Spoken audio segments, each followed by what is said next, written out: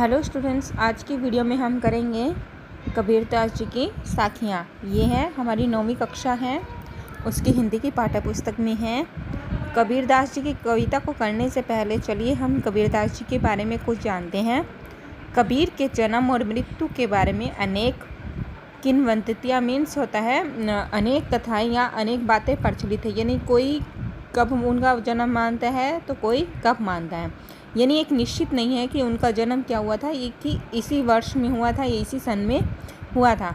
कहा जाता है कि सन 1398 में काशी में उनका जन्म हुआ और सन 1518 के आसपास मगहर में देहांत हो गया। कबीर ने विधिवत शिक्षा नहीं पाई थी, यानी उन्होंने कह सकते हैं कि वो किसी गुरुकुल में नहीं गए, वो किसी विद्यालय में नहीं गए, कहीं भी नहीं गए थे, परंतु उन्होंने शिक्षा प्राप्त की थी। कहाँ से की थी? सत्संग से, पर्यटन मीन्स अपने घूमने से और अनुभव से उन्होंने ज्ञान प्राप्त किया था। भक्तिकालीन निर्गुण संत परंपरा के प्रमुख कवि कबीर की रचनाएं मुख्यतः कबीर ग्रंथावली में संग्रहित हैं, किंतु कबीर पंथ में उनकी रचनाओं का संग्रह बीजक ही प्रमाणिक माना जाता है। ठीक है, देखिए क्या कहते हैं कि जो कबीर ग्रंथावली है वो जो पहले कबीरदास जी है वो भक्तिकालीन निर्गुण संत परंपरा के प्रमुख कवि थे और उनकी रचनाएं, उनकी जितनी भी रचनाएं हैं वो कबीर ग्रंथावली में संग्रहित है, यानी उसी में रचित है। किंतु कबीर पंथ में उनकी रचनाओं का संग्रह बीजक ही प्रमाणिक माना जाता है। कुछ रचनाएं उनके गुरु ग्रंथ साहिब में भी संकलित हैं। अब हम इसी कविता के बारे में करते हैं। देखिए क्या कहते हैं। कबीरदास जी की साखियाँ हैं ये, और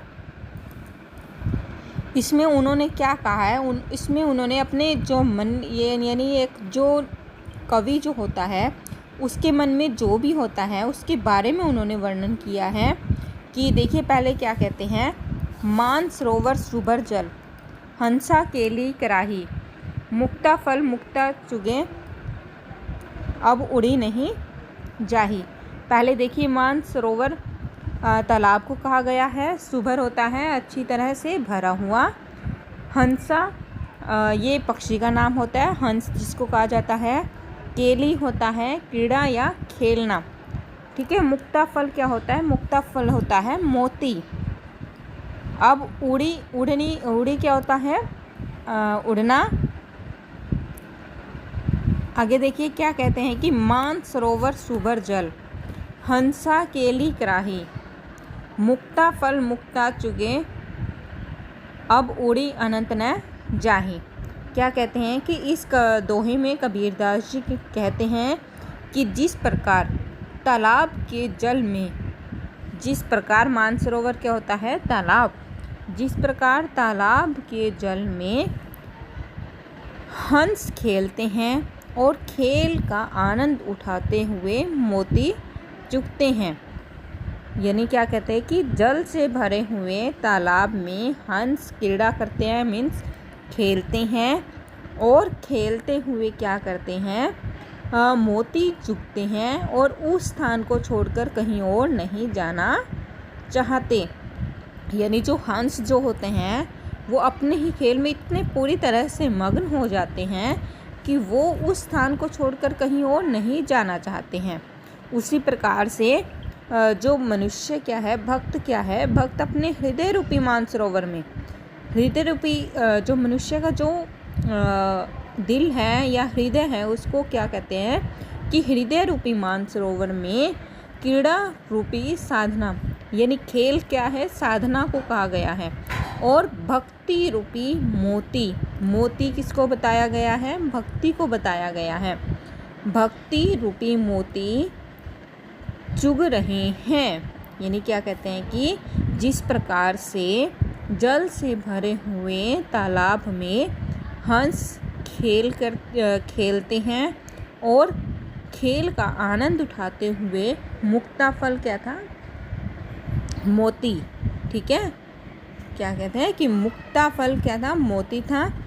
कि वो क्या कहते हैं कि उस अपने खेल में वो इस प्रकार से आनंदित हो जाते हैं और आनंदित होते होते वो मोती चुगने लग जाते हैं और उस स्थान को छोड़कर और कहीं भी नहीं जाना चाहते। अब उड़े अनंत न जाहि, कि उस स्थान को छोड़कर वो कहीं भी उड़ना नहीं चाहते हैं। उसी प्रकार से क्या है, उसी प्रकार से भक्त अपने हृदय रूपी मान सरोवर से क्रीड़ा रूपी साधना कर रहे हैं। हृदय रूपी मानसरोवर, क्रीड़ा रूपी साधना, ठीक है, क्रीड़ा रूपी साधना कर रहे हैं और भक्ति रूपी मोती चुग रहे हैं। वहाँ उन्हें इतना आनंद मिल रहा है कि कहीं और जाने का मन नहीं करता है। इसका भावार्थ हम लिख लेंगे कि कबीर दास जी के कहने का अर्थ यह है कि प्रभु भक्ति में ही सबसे अधिक आनंद और तृप्ति है। भावार्थ ध्यान से देख लीजिए। भावार्थ लिखेंगे हम कि जो प्रभु भक्ति जो होती है, ईश्वर की जो भक्ति होती है, उसमें ही मनुष्य को सबसे अधिक आनंद और तृप्ति मिलती है। उसके बाद हमारा दूसरा है, देखिए क्या कहते हैं कि प्रेमी ढूंढत, इसको हटा देते हैं हम एक बार। प्रेमी ढूंढत मैं फिरो, प्रेमी मिले न कोई, प्रेमी को प्रेमी मिले सब विष अमृत होय। कि क्या कहते हैं कि कबीर दास जी कहते हैं कि मैं इस संसार में अपने प्रेमी रूपी ईश्वर, यानी प्रेमी की किसको संज्ञा दे दी, ईश्वर को दी है। प्रेमी रूपी ईश्वर की खोज कर रहा हूँ और वो मुझे कहीं भी नहीं मिले है। प्रेमी ढूंढत मैं फिरो, प्रेमी मिले न कोई, कि मैं अपने प्रेमी रूपी ईश्वर की खोज मैंने हर जगह कर ली है, लेकिन मुझे अपना ईश्वर रूपी जो प्रेमी है वो इस संसार में कहीं भी नहीं मिला है। प्रेमी को प्रेमी मिले सब विष अमृत होए।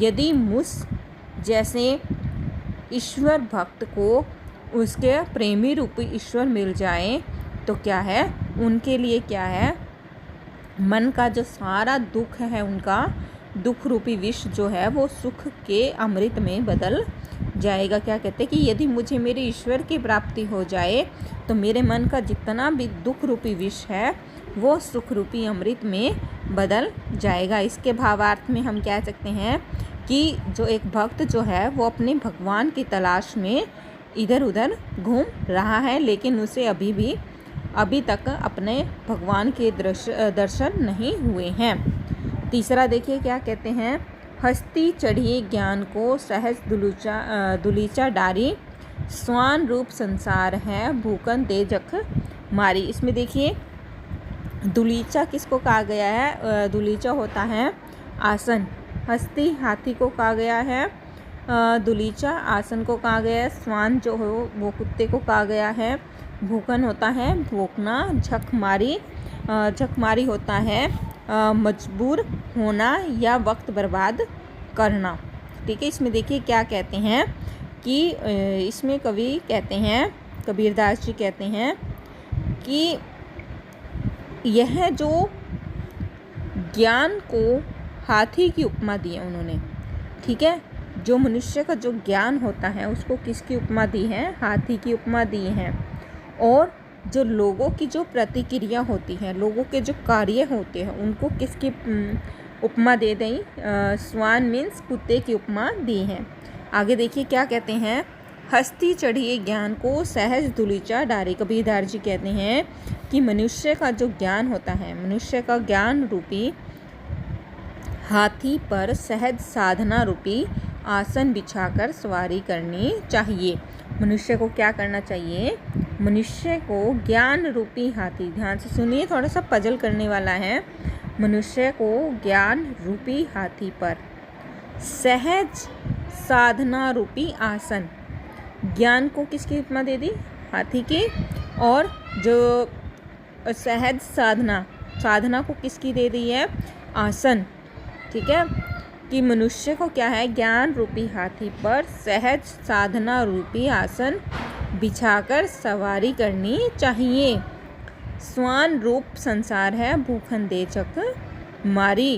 क्या कहते हैं कि इस संसार के जो लोग हैं वो तो भोंकते हुए कुत्ते के समान हैं। हमें उनकी परवाह नहीं करनी चाहिए। हमें ये नहीं सोचना चाहिए कि हम ये कार्य करेंगे तो संसार के लोग जो हैं वो हमारे बारे में क्या सोचेंगे।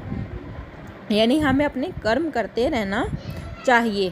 क्या कहते हैं कि कबीरदास जी कहते हैं कि संसार के जो लोग हैं वो भोंकते हुए कुत्ते के समान हैं, हमें उनकी परवाह नहीं करनी चाहिए। वो क्या है, भूखन दे जख मारी, वो थोड़ी देर बाद ही झक मारकर या मजबूर होकर अपने आप ही चुप हो जाएंगे। अर्थात क्या होता है, एक ज्ञानी को लोगों के कुछ कहने या उनकी बातों की परवाह किए बिना ही अपने कार्य करते रहना चाहिए, अपना कर्तव्य करते रहना चाहिए। इसका भावार्थ देखिए, इसका भावार्थ आ जाएगा कि कबीरदास जी ने क्या है, कबीरदास जी ने भक्त को या मनुष्य को अपने कर्तव्य करते रहने की प्रेरणा दी है, न कि लोगों के बारे में सोचने की कि लोग क्या सोचेंगे और क्या नहीं सोचेंगे। आज हम ये 3 ही करेंगे, बाकी के 4 हम अगली वीडियो में करेंगे। ठीक है।